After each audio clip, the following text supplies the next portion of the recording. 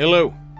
I've been in a state of shock ever since Eduard Folayang beat Shin Yaoki, but when it happened, I knew another hero was born in the Philippines. The energy they share when getting behind their own, that passion, it truly is a thing of beauty. Phenomenal athleticism, speed, IQ, dexterity, from his technique to his power, Eduard is absolutely the real deal. But sometimes you come across a warrior who just does not care for any of it. That status is met with calm. Methodically, he seeks only to implement his own game, and in the moment he does successfully, the hero and his people feel that passion etched just as deep the other way. Life is neither good or evil, but only a place for good and evil. Marcus Aurelius. That experience is unique relative to the individual. Martin Nguyen from Liverpool, Australia is another one of those patient fighters who just stands in front of you with his hands down. And it's funny, because I do agree with the notion propagated by every coach, keep your hands up, as it is an effective, standard method of defense. But when you're standing right outside of striking range with a mental disposition as ice cold as Martin's, that becomes a defense in and of itself. Your opponent becomes hesitant when striking, because he knows you're waiting for him too. They feel you trying to use their weapons against them. This usually establishes pressure naturally, making your opponent back up and respect your counter. Also, the bigger windup from the lowered hands may increase the acceleration, thus the force generated. More power. In that sense, Martin's style reminds me of Cody Garbrandt's, both sitting back waiting to time a calamity of a right hand. They are counter-punchers by trade, looking for mistakes or patterns of behavior to use your energy against you.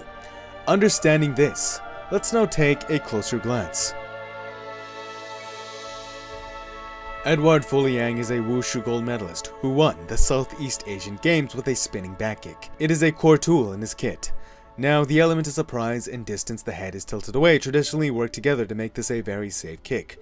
Plus, the force generated often has people stay far away from it even when they do know it will come. It is a very powerful kick. I know of two ways to deal with this kind of kick. First is to simply leave the distance, but second, if you're confident with its timing, you can move in and with the rotation of the kick.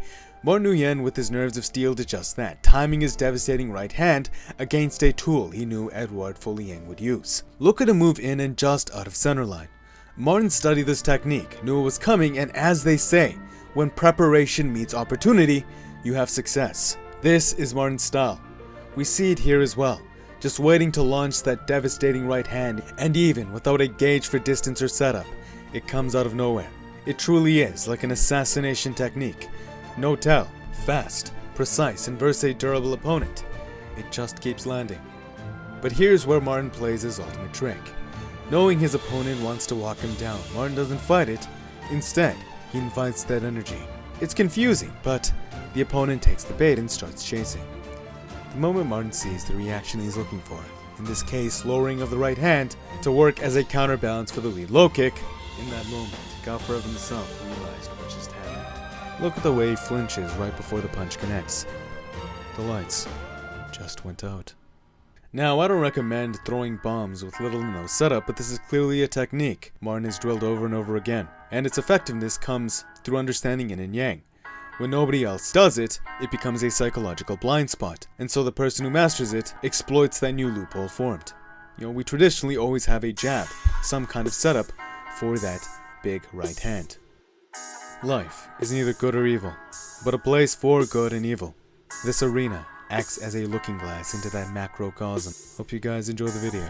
Smash that like button if you did. It's good karma. And until next time.